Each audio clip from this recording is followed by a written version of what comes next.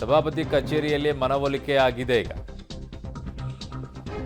So ಅಸಮಾಧಾನಿತರ ಮನವೊಲಿಸಿದ್ದಾರೆ Byrathi Suresh ಅವರು. CM DCM ಸೂಚನೆಯಂತೆ ಮನವೊಲಿಕೆಯನ್ನ ಮಾಡಿದ್ದಾರೆ. ಸೊ ಈಗ ಹೊರಟ್ಟಿ ಜೊತೆಯೂ ಕೂಡ ಸಿಎಂ ದೂರವಾಣಿ ಮಾತುಕತೆಯನ್ನ ಮಾಡಿ ರಾಜೀನಾಮೆಯನ್ನು ಈಗಲೇ ಸ್ವೀಕಾರ ಮಾಡಬೇಡಿ ಅಂತ ಹೇಳಿದ್ರಂತೆ. ಮೈಸೂರಿನಿಂದ ಕರೆ ಮಾಡಿ ಮುಖ್ಯಮಂತ್ರಿಗಳು ಮಾತುಕತೆಯನ್ನು ಮಾಡಿದ್ದಾರೆ. ಮೇಲ್ಮನೆಯ ಸಭಾಪತಿ ಹೊರಟ್ಟಿಯವರ ಕಚೇರಿಯಲ್ಲಿ ಒಂದಿಷ್ಟು ಹೈಡ್ರಾಮಾ ನಡೆದಿದೆ.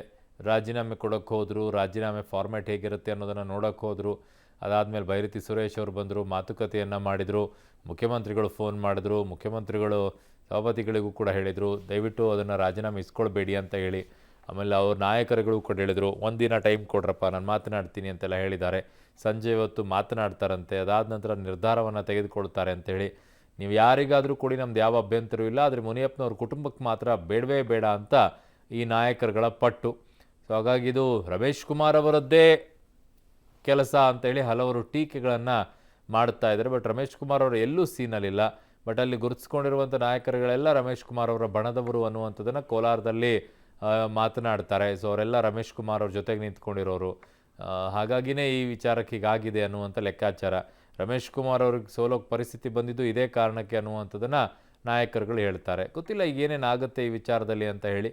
ಸೊ ಈಗ ಸದ್ಯಕ್ಕಂತೂ ಅವ್ರಿಗೆ ಕೋಪ ಇರೋದು ಮುನಿಯಪ್ಪನವ್ರ ಮೇಲೆ, ಮುನಿಯಪ್ಪನವ್ರ ಕುಟುಂಬದ ಮೇಲೆ.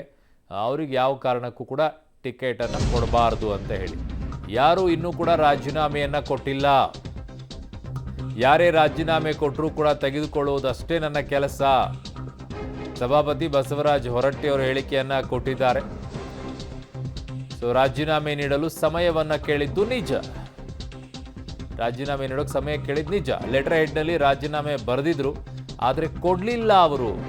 ಸಭಾಪತಿ ಬಸವರಾಜ ಹೊರಟ್ಟಿ ಅವರು ಹೇಳಿಕೆಯನ್ನು ಕೊಟ್ಟಿದ್ದಾರೆ. ರಾಜೀನಾಮೆ ಕೊಡೋಕೆ ಬಂದಿದ್ರು, ಲೆಟರ್ ಹೆಡ್ನಲ್ಲಿ ರಾಜೀನಾಮೆ ಇತ್ತು, ಬಟ್ ಕೊಡಲಿಲ್ಲ ಅಂತ ಹೇಳಿದ್ದಾರೆ. ಸೊ ಅಂದರೆ ಅಲ್ಲಿಯವರೆಗೂ ಹೋಗೋದಷ್ಟೇ ಪಾತ್ರವನ್ನು ನಿಭಾಯಿಸೋದಿತ್ತ. ರಾಜೀನಾಮೆ ಕೊಟ್ಟಿಲ್ಲ, ಅವ್ರಿಗೇನೋ ಟೈಮ್ ಬೇಕಂತ ಹೇಳ್ಯಾರ. ನಾವು ಒತ್ತಾಯ ಮಾಡೋಂಗಿಲ್ಲ. ಅವ್ರು ಯಾವಾಗ ಕೊಡ್ತಾರೆ ರಾಜೀನಾಮೆ ತೊಗೊಳ್ತೀನಿ. ಈಗ ಸದ್ಯ ಅಂತೂ ಕೊಡೋಂಗಿಲ್ಲ ಅಂದ್ರೆ ಅವರು. ಅಷ್ಟೇ ನನ್ನ ಕೆಲಸ, ಉಳಿದ ಅವ್ರ ಕೆಲಸ.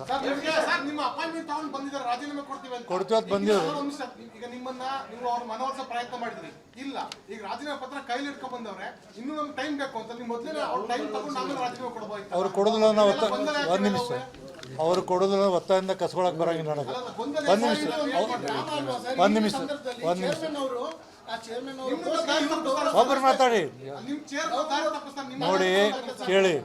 ಇಲ್ಲೇ ನಾನು ಅವ್ರಿಗೆ ಕೊಡೋಕೆ ಬಂದಾಗ ಯಾರೇ ಬರಲಿ, ಈಗ ಇವರು ಕೊಟ್ಟರು, ನಮ್ಮ ಯಾರು ತೇಜಸ್ವಿ ಗೌಡ, ಅವ್ರಿಗೆ 15-20 ನಿಮಿಷ ಟೈಮ್ ಕೊಟ್ಟೆ, ಒಂದು ಅರ್ಧ ತಾಸು ಕೊಟ್ಟೆ, ವಿಚಾರ ಮಾಡಿ ಬೇರೆ ಅಂದರು. ಇಲ್ಲ ನಾನು ಫಾರ್ಮ್ ಅದೀನಿ ಅಂದ್ರೆ ಕೊಟ್ಟರು. ಇವ್ರು ನನ್ನ ಕೈ ರಾಜೀನಾಮೆ ಕೊಟ್ಟಿಲ್ಲ. ಟೈಮ್ ತೊಗೊಂಡು ನಿಜ. ಅವರು 12:30 ಗಂಟೆ ಟೈಮ್ ಕೊಟ್ಟಿದ್ದು ನಾನು. ಈಗ ಬಂದರು. ಮತ್ತು ಅವ್ರು ಕೊಡ್ತೀವಿ ಅಂದಿರು, ನಾ ಬಂದೀನಿ, ಕೂತಿದ್ನಿ. ಮತ್ತು ಅವ್ರಿಗೆ ಕೊಡೋದಿಲ್ಲ ಅಂದ್ರೆ ಅವ್ರ ಕೈಯಿಂದ ಕಸ್ಕೊಳಕ್ಕೆ ಬರೋದಿಲ್ಲ. ಕೊಟ್ಟರೆ ನಾ ಮಾತಾಡಲಿಲ್ಲ. ಅವ್ರಿಗೂ ಬರೀ ಅವರು ಒಂದು ನಿಮಿಷ ನಾನು ಕೂಡ ಏನು ಮಾತಾಡಲ್ಲ, ಬರೀ ಕೈಲೇ ಬರೀ ಅಂತ ನಾನು.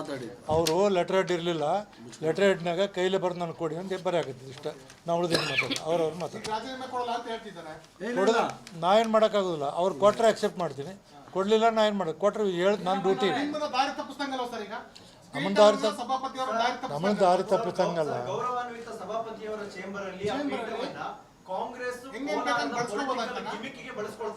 ಅಲ್ಲಲ್ಲ, ನಂದು ಇಷ್ಟ ನಿಮ್ಗೆ ಹೇಳ್ತೀನಿ. ರಾಜೀನಾಮೆ ಕೊಡ್ತೀನಿ ಅಂತ ಬೆಳಗ್ಗೆ 11 ಗಂಟೆಗೆ ಫೋನ್ ಮಾಡಿದರು. 12:30ರಿಂದ 1 ಗಂಟೆಗೆ ನೀವು ಬರ್ರಿ ಅಂತ ಹೇಳಿದೆ. ಬಂದರು. ಅವರು ಇದನ್ನು ಲೆಟರ್ ಹೆಡ್ನಾಗೆಲ್ಲ ಬೆಳೆ ಹಾಳಾಗಿ ಕೊಟ್ಟಿದ್ರು. ನೀವು ಲೆಟರ್ ಹೆಡ್ನಾಗ ಬರೆದು ಕೈಲೇ ಬರೆದು ಕೊಡಂದೆ, ಬರೆದ್ರು. ಈಗ ಅವ್ರು ನಾವಿಲ್ಲ, ನಮ್ಗೆ ಟೈಮ್ ಬೇಕು, ನಾವು ಕೊಡೋದಿಲ್ಲ ಅಂದರು. ಕೊಡೋದಿಲ್ಲ, ನಾ ಏನು ಮಾಡೋಕ್ಕಾಗಲ್ಲ. ಅದಕ್ಕೆ ನಿಮ್ಮ ಮಾತಾಡೋದು ನಾವು ಹೊರಗಟ್ಟಿ. ನನ್ನ ಸಹೋದ್ಯೋಗಿ ಮಸೂದ್ ಈಗ ಪೊಲಿಟಿಕಲ್ ಬ್ಯೂರೋಯಿಂದ ಸಂಪರ್ಕಕ್ಕೆ ಸಿಗ್ತಾ ಇದ್ದಾರೆ. ಮಸೂದ್, ಅಲ್ಲಿ ಕೇಳ್ತಾ ಇರುವಂಥ ಪ್ರಶ್ನೆ ಸರಿಯಾಗೇ ಇತ್ತು. ಒಂದು ಕಡೆಗೆ ಸಭಾಪತಿಗಳಿಗೆ ನಾನು ರಾಜೀನಾಮೆ ಕೊಡೋಕ್ಕೆ ಬರ್ತಾ ಇದ್ದೀನಿ ಅಂತ ಅಪಾಯಿಂಟ್ಮೆಂಟನ್ನು ಇಸ್ಕೊಂಡು ಅಲ್ಲಿಗೆ ಬಂದು ಅದನ್ನು ಇವರಿಗೆ ಬೇಕಾದ ರೀತಿಯಲ್ಲಿ ರಾಜಕೀಯ ಜಾಗವಾಗಿ ಬದಲಾವಣೆ ಮಾಡ್ಕೊಳ್ಳೋ ರೀತಿಯಲ್ಲಿ ಕಾಣಿಸ್ಕೊಳ್ತಾ ಇದೆಯಾ ಅಂತ ಹೇಳಿ. ಅರುಣ್, ಒಂದು ರೀತಿಯಲ್ಲಿ ಕೋಲಾರ ಕಾಂಗ್ರೆಸ್ ರಾಜಕಾರಣ ಒಂದು ಹೈ ಡ್ರಾಮಕ್ಕೆ ಇವತ್ತು ಸಾಕ್ಷಿಯಾಗಿರುವಂಥದ್ದು. ತೀರಾ ರಾಜೀನಾಮೆ ಕೊಟ್ಟೇ ಬಿಡ್ತೀವಿ ಅಂತ ವಿಧಾನಸೌಧಕ್ಕೆ ಇಬ್ಬರು MLCಗಳು ಬಂದರು.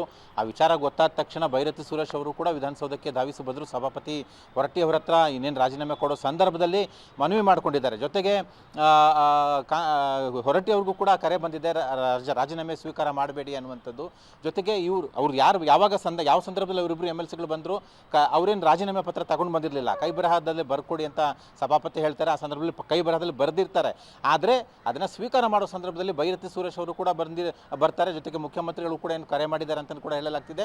ಆ ಹಂತದಲ್ಲಿ ರಾಜೀನಾಮೆ ಪತ್ರವನ್ನು ಸ್ವೀಕಾರಕ್ಕೆ ಒಂದು ರೀತಿಯಲ್ಲಿ ತಡೆ ಬಿದ್ದಿರುವಂಥದ್ದು.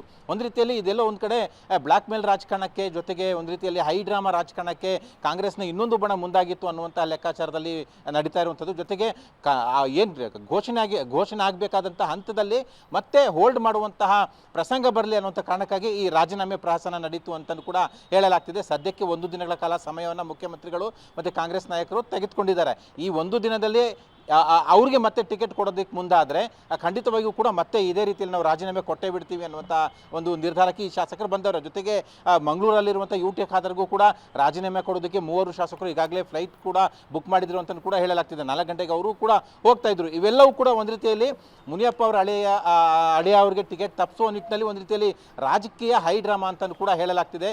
ಸದ್ಯಕ್ಕೆ ಒಂದು ತಾತ್ಕಾಲಿಕ ಹಂತದ ಶಮನ ಸಿಕ್ಕಿದೆ. ಆದರೆ ಇವತ್ತು ರಾತ್ರಿ ಅಥವಾ ನಾಳೆ ಬೆಳಗ್ಗೆ ಅಂತಿಮವಾಗಿ ಅಭ್ಯರ್ಥಿ ಘೋಷಣೆ ಮಾಡಲೇಬೇಕು.